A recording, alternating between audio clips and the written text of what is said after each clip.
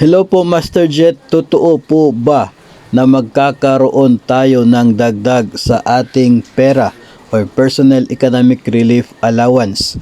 Nabanggit po kasi ng manager ng MTMAS dito sa amin na magkakaroon daw po ng dagdag sa pera at hindi sa salary.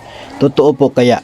Okay, unang-una ay wala katulad po ng increase sa sahod, wala din pong batas sa ngayon o kaya ay executive order na nagsasabi na tataas ang pera or Personal Economic Relief Allowance. Katulad din po ng salary increase, marami rin ang mga bills sa Kongreso na kasalukuyan pong nakapending. Pending pa po lahat. Na layunin ay taasan nga itong pera. May mga bills na from 2,000 gawing 3,000, gawing 4,000, gawing 5,000, gawing 8,000.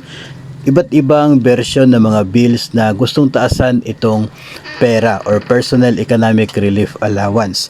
Marami kasi ang iniisip na mas mabuti na taasan ang pera kaysa salary increase kasi kapag tataas ang pera ay hindi maaapektuhan yung itataas o yun pong ating contribution sa GSIS, maging sa PhilHealth at maging sa taxes.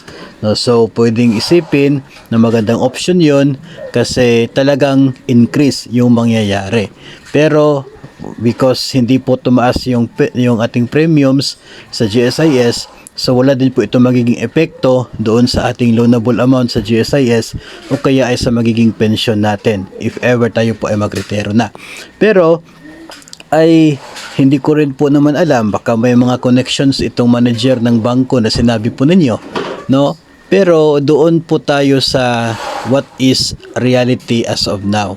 No, sa ngayon wala pa pong legal na basihan for any increase sa pera katulad po ng increase sa sahod. So as I said kanina, puro bills pa lamang po yung mga nandoon sa Kongreso na gustong taasan ang pera. Pero hindi pa po ito natalakay at wala pa pong movement. Yung mga bills na yon puro pa nakapending sa committee. So wala muna tayong asahan na pagtaas ng ating pong pera ngayong taong 2024 hanggat wala po tayong legal na basihan for that increase.